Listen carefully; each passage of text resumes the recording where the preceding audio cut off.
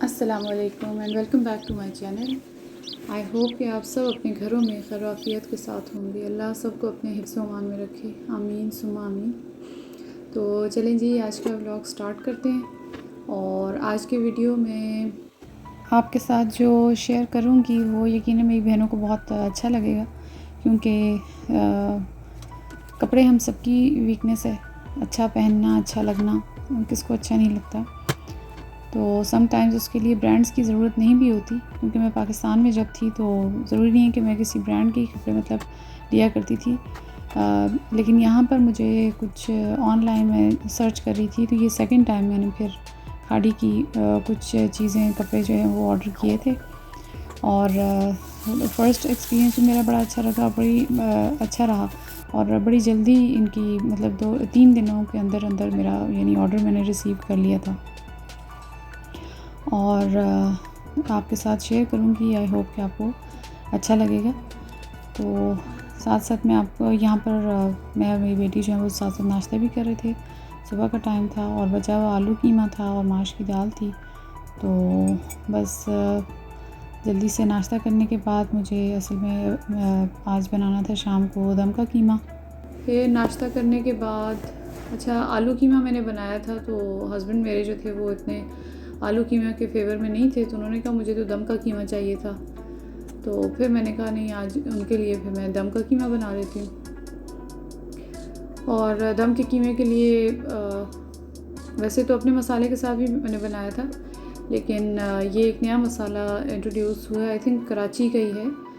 تو یہاں پر college station میں ایک اسٹور ہے, کراچی اسٹور, اور نام تو اس کا ڈفرینٹ ہے, بٹ وہ گروپ آف لوگ ہیں جو کہ کراچی سے بلانگ کرتے ہیں. تو وہاں پر انہوں نے یہ انٹروڈیوس کرایا تھا ملکہ کے نام سے نا. آئی تھنک کہ ظاہر ہے اگر یہاں پر آ چکا ہے تو کراچی میں یا پاکستان میں بھی یقیناً انہوں نے ضرور ڈسٹریبیوٹ کیا ہوگا. مسالے اچھے ہیں اس کے. تو یہاں پر وہ بنا رہی تھی میں دم کے قیمے کے لیے. میں نے پہلے پیاز کو براؤن کیا اور پھر اس کو آئل سے نکال دیا, اور اس آئل کو میں نے الگ کر کے رکھ لیا, کیونکہ اسی کے اندر پھر مجھے باقی کا قیمہ پکانا تھا. یہاں پر دہی, مسالہ, پیاز اور ہری مرچیں اور ادرک لہسن ڈال کے, تو اس کو اچھی طرح سے, اور ہاں پپیتا تو ہم بھول نہیں سکتے, کیونکہ دم کا قیمہ ہو یا بہاری بوٹی ہو اس میں پپیتا تو لازمی ڈلتا ہے. تو وہ ڈال کے اور پھر مکس کر لیا اور اس کو میرینیٹ کرنے کے لیے چھوڑ دیا اور کور کر کے, کیونکہ جتنا زیادہ اس کی میرینیشن ہوگی اتنا ہی زیادہ ٹیسٹ بھی آتا ہے اور اتنا ہی میشی سا وہ دم کا قیمہ بنتا ہے. تو بس یہاں پر میں مسالے وغیرہ ایڈ کیے, ان کو مکس کیا اچھی طرح سے, پھر کور کر کے رکھ لیا.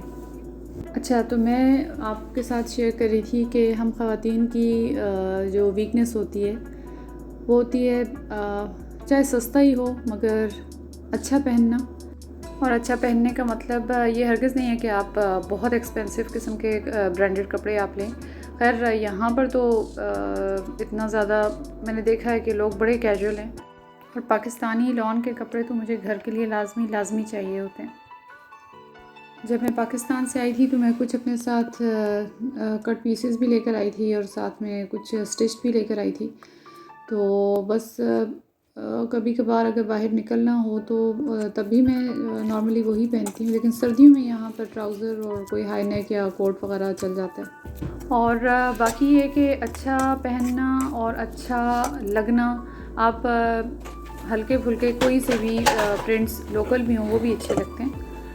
تو ایکچولی میں جو آپ کے ساتھ شیئر کرنا چاہ رہی تھی وہ تھے, میں نے آن لائن کھاڑی سے بہت اچھی سیل لگی ہوئی تھی. خیر آن لائن USA کے لیے یہ UAE سے آپ منگوا سکتے ہیں نا, DHL کی سروس کے تھرو وہ خود ہی پرووائڈ کرتے ہیں. تو ورائٹی بہت زیادہ نہیں تھی جتنی پاکستان میں ہوتی ہے, لیکن پھر بھی بہت اچھا تھا.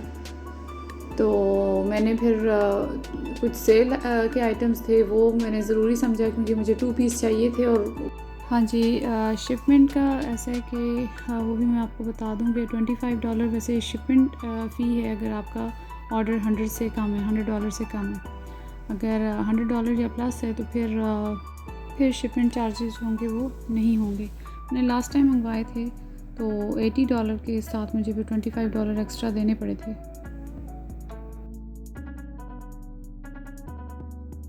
اور اپنے لیے میں نے 3 پیس اور 2 پیس منگوائے تھے. 2 پیس تو اتنے ریزنیبل تھے کہ آئی تھنک $18 کی جو سوٹ تھے 2 پیس وہ مجھے ملے ہیں $4.5 کا اور ایک $5.5 کا. تو آپ خود اندازہ لگائیں کہ کتنی اچھی سیل تھی. تو اس لیے میں نے کہا اس موقع کو غنیمت جان کے اور میں ضرور آرڈر کر لیتی ہوں. تو یہ سب سے پہلا جو یہ 3 پیس ہے میں نے اپنے لیے بائی کیا تھا. اور آج کل میں نے کہا ذرا کلرز چینج کر لیتی ہوں تو میں نے اسی لیے اپنے لیے ذرا ڈفرینٹ سے کلرز چوز کیے ہیں. تو یہ گرین کلر ہے بہت خوبصورت سا. یہ اس کا دوپٹہ ہے, نیچے ٹراؤزر اور یہ اس کی شرٹ ہے. تو ان اسٹچ میں نے یہ منگوائے ہیں اپنے لیے اور میں خود اسٹچنگ کرتی ہوں. انشاءاللہ وہ آپ کے ساتھ میں شیئر کروں گی. کبھی کبھار ڈیزائننگ بھی کرتی ہوں. اور اچھا یہ 2 پیس تھا جس کی میں بات کر رہی تھی, یہ $5.5 کا میں نے منگوایا تو مجھے کافی اچھا لگا اور ڈفرینٹ سا کلر تھا. اچھا یہ کرتا تھا جاتے جاتے کھدر کا کرتا, میں نے کہا چلو یہ بھی ایک لے لیتی ہوں. یہ آئی تھنک کہ $20 کا یا کچھ اس طرح سے تھا, یہ $22 کا تھا آئی تھنک. تو مجھے اس کے سلیوز وغیرہ اچھے لگے تو میں نے کہا چلو ایک سردیوں کے جاتے جاتے ایک بائی کر لیتی ہوں. یہ سوٹ بہت خوبصورت اور بہت ہی ایلیگنٹ ہے اور یہ میرے لیے اسپیشل اس لیے کیونکہ میری چھوٹی بیٹی نے مجھے برتھ ڈے گفٹ دیا تھا. میری ریسنٹلی ابھی برتھ ڈے گزری ہے تو انہوں نے مجھے گفٹ کیا تھا اور پرنٹ ہم دونوں نے مل کے پسند کیا تھا.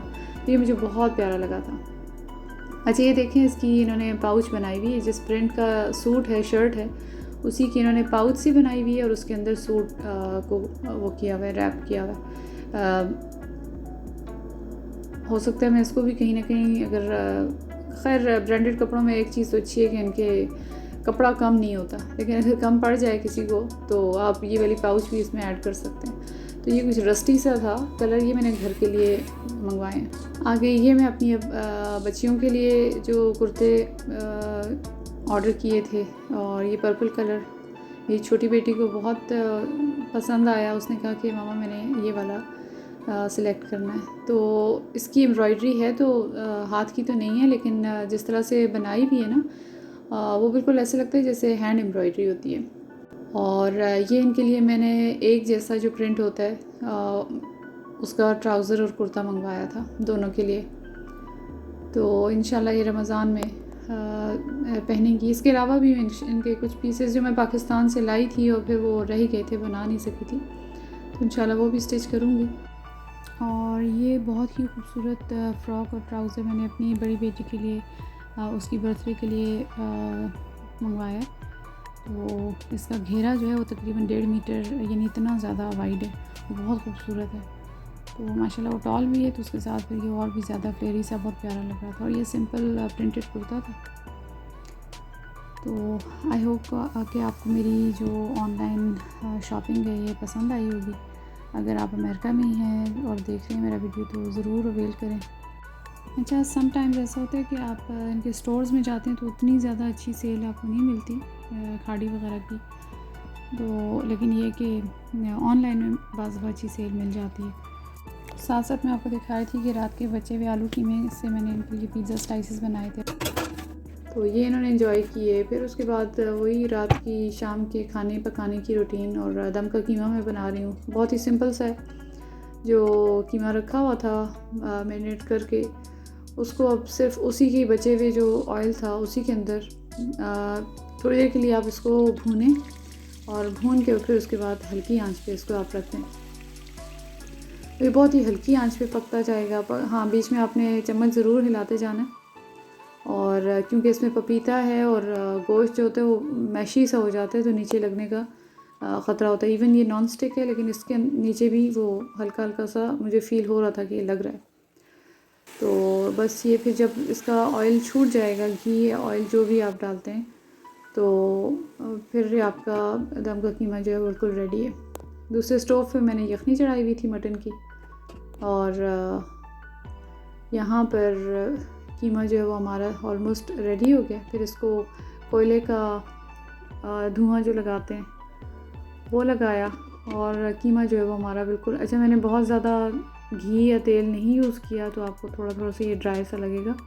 اور اس میں لازمی اس کو آپ نے گارنش کرنا ہے پیاز اور ہرے دھنیا کے ساتھ، اور بیچ میں تھوڑی سی اگر باریک باریک ہری مرچی بھی کاٹ کے ڈال دیں تو اس سے اس کا مزہ اور بھی دوبالا ہو جائے گا. آئی ہوپ کہ میرا یہ چھوٹا سا ولاگ جس میں میری کپڑوں کی شاپنگ اور یہ سب کچھ آپ کو پسند آیا ہوگا اور اچھا لگا ہوگا. اگر میرا ویڈیو اچھا لگے تو لائک اور سبسکرائب کر دیجیے گا پلیز. دعاؤں کے ساتھ. اللہ حافظ.